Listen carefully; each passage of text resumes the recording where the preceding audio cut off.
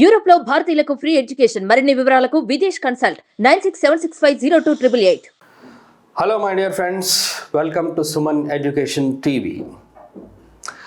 ఇప్పుడు ఇంతకుముందు వీడియోస్లో మనము మే మైట్ వరకు వచ్చాం. అంటే టోటల్గా మోడల్ వర్బ్స్ చూసుకుంటే క్యాన్, కుడ్, మే, మైట్ ఈ వర్డ్స్ వరకు చూసాం.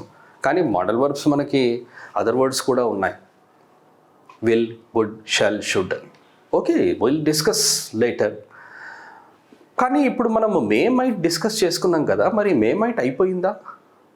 ఎందుకంటే క్యాన్ కుడ్ అయిపోయింది, మరి మే మైట్ అయిపోయిందా అంటే మే మైట్ అయిపోలేదు. We have not finished may might. May మైట్లో మనకు యాక్చువల్గా మే అనేది ఒక స్పెషల్ వర్డ్ అన్నమాట. దానికి ఒక ఇంపార్టెన్స్ ఉంది. అది ఒక ఇంపార్టెంట్ సిచ్యువేషన్లో మనం యూస్ చేస్తాం. ఇక్కడ చూడండి, ఓన్లీ ఐ రైట్ మే. ఇక్కడ మైట్ రాదు మై డియర్, ఓన్లీ మే మాత్రమే వస్తుంది. సరే, ఈ మే అనే వర్డ్ మాత్రమే ఎక్కడ యూజ్ అవుతుంది మరి? అఫ్కోర్స్ ఫస్ట్ నుండి మనం చూస్తున్నది ఏంటి అంటే మైట్ ఎక్కువగా ఇంపార్టెంట్ కాదు, మనము ఎప్పుడైనా యూజ్ చేస్తే మేనే యూజ్ చేస్తాము అన్నాను. అది కరెక్టే. కానీ ఇక్కడ మాత్రము మైట్ అసలే రాదు. No one will use might here in this situation. And when I write that situation, ఆ సిచ్యువేషన్ని రాస్తే మీకు అర్థమైపోతుంది ఆల్రెడీ. ఓకే, ఈ సిచ్యువేషనా అని. చాలా ఇంపార్టెంట్ సిచ్యువేషన్. అది ఎక్కడ అంటే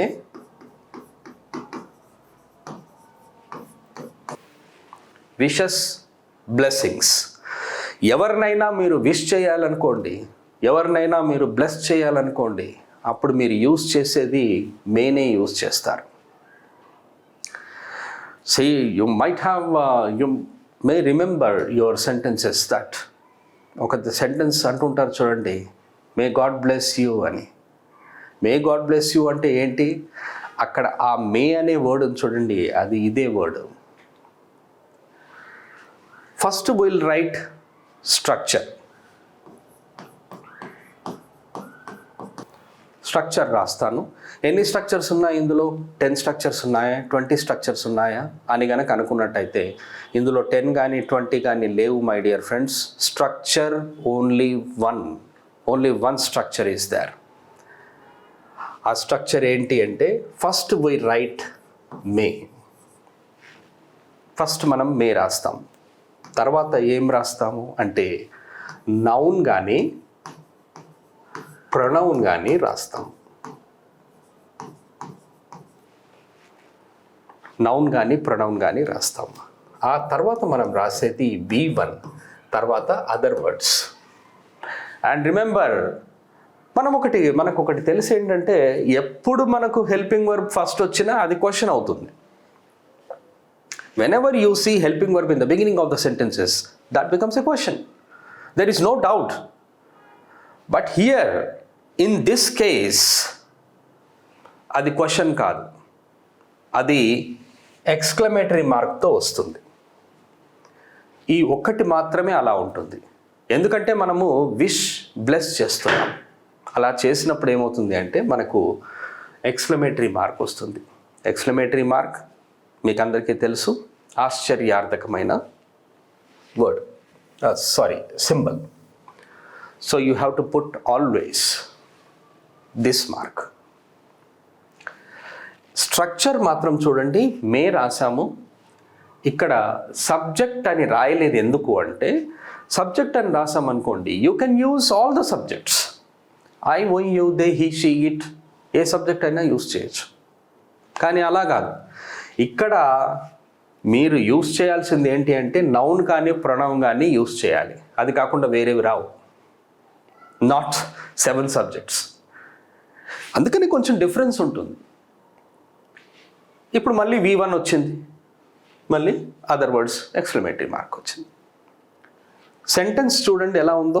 sentences, you will feel very happy when you see these sentences. చాలా హ్యాపీగా అనిపిస్తుంది ఈ సెంటెన్సెస్, ఎందుకంటే ఇవి చాలామంది యూజ్ చేయరు. మనకు ఒకటే తెలుసు, మే గాడ్ బ్లెస్ యూ అనేది ఒకటి మాత్రమే తెలుసు. కానీ మేని యూజ్ చేసి చాలా అద్భుతమైన సెంటెన్సెస్ యూజ్ చేయొచ్చు.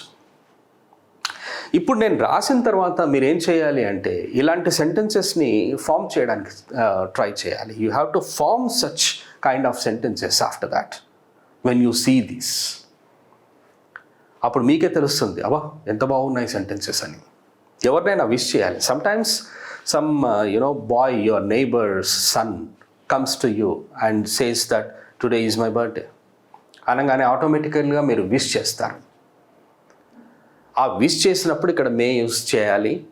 అలాగే ఎవరిదైనా ఏదైనా మీరు పార్టీకి వెళ్తారు, మ్యారేజ్ డేకి వెళ్తారు, లేదా వెడ్డింగ్ యానివర్సరీకి వెళ్తారు, ఏదైనా ఎక్కడికైనా వెళ్ళినప్పుడు అప్పుడు మీరు వాళ్ళని బ్లెస్ చేయాలన్నా విష్ చేయాలన్నా కూడా మీరు మే యూస్ చేయాలి. పెద్దవాళ్ళైనా సరే చిన్నవాళ్ళైనా సరే. కాకపోతే ఇక్కడ రెండు ఉన్నాయి, విష్ ఉంది, బ్లెస్ ఉంది. బ్లెస్ ఏంటి అంటే మనకంటే చిన్నవాళ్ళనే మనం బ్లెస్ చేస్తాం. మనతో ఈక్వల్గా ఉన్నవాళ్ళు, మనకంటే పెద్దవాళ్ళు ఉన్నారనుకోండి, వాళ్ళని విష్ చేస్తాం. విష్ మీరు ఎవరినైనా చేయొచ్చు. ఎలా చేస్తాం అనేది ఈ సెంటెన్సెస్లో ఉంది చూడండి. ఒక అబ్బాయి మీ దగ్గరకు వచ్చాడు, టుడే ఈజ్ మై బర్త్డే అన్నాడు. అప్పుడు మీరు చెప్పాల్సింది ఏంటో తెలుసా? మే గాడ్ బ్లెస్ యూ మనకు తెలుసు. అది కాకుండా వేరేది ఏదైనా ఉందా సెంటెన్స్ అంటే may you live long. May you live long అంటాం. ఇలా అంటే ఏమవుతుందంటే బర్త్డే కదా, కలకాలము నువ్వు వర్ధిల్లెదవుగాక అని అర్థం. దీనికి ఇంకా కొంచెం యాడ్ చేయొచ్చు, may you live long for 1000 years. 1000 ఏళ్ళు వర్ధిల్లు అంటారు చూడండి మనకు మామూలుగా, 1000 ఏళ్ళు వర్ధిల్లెదవుగాక. అలాగే may you live long for 1000 years అని అర్థం ఇక్కడ. మరి చూడండి ఇక్కడ అబ్జర్వ్ చేయండి, మే వచ్చిందా, యు అని వచ్చింది చూడండి. ఇది ప్రొనౌన్ అవుతుంది, యు ప్రొనౌన్ అవుతుంది, లివ్ V1 అవుతుంది, అలాగే లాంగ్ అనేది అదర్ వర్డ్స్. ఇంకో సెంటెన్స్ చూద్దాం ఎలా వస్తుందో. మే the lord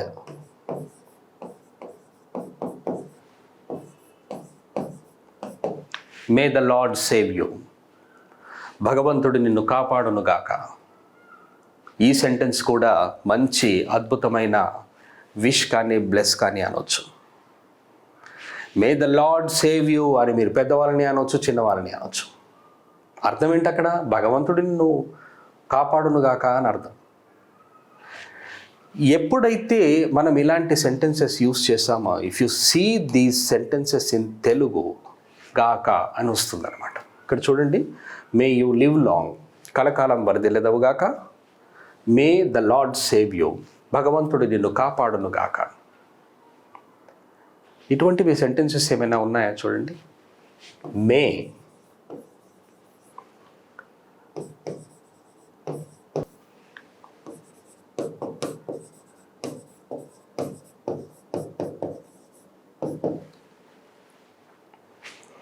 May the best days be with you ever. May the best days be with you ever. అర్థం ఏంటి? మంచి రోజులు ఎప్పుడూ నీతోనే ఉండునుగాక అని అర్థం. ఎంత అద్భుతంగా ఉందో చూడండి. మీరు మీ ఫ్రెండ్స్తో ఈ విషయం ఇలా విష్ చేశారనుకోండి, వాళ్ళు ఎంత హ్యాపీగా ఫీల్ అవుతారు. May the best days be with you ever. అలాగే ఇదే ఫార్ములాని, ఇదే స్ట్రక్చర్ని ఫాలో అవుతూ ఇంకో సెంటెన్స్ చెప్తాను చూడండి. May your family members be happy always. May your family members be happy always. మీ కుటుంబ సభ్యులు ఎప్పుడు సంతోషంగా ఉండునుగాక. And may you and your dear ones and near ones. ఎంత బాగుందో చూడండి. May you and your near ones and dear ones. నువ్వు, నీ ప్రియమైన వారు, నీ సన్నిహితులు అందరూ కూడా. May you and your dear ones and your near ones be glad ever and ever.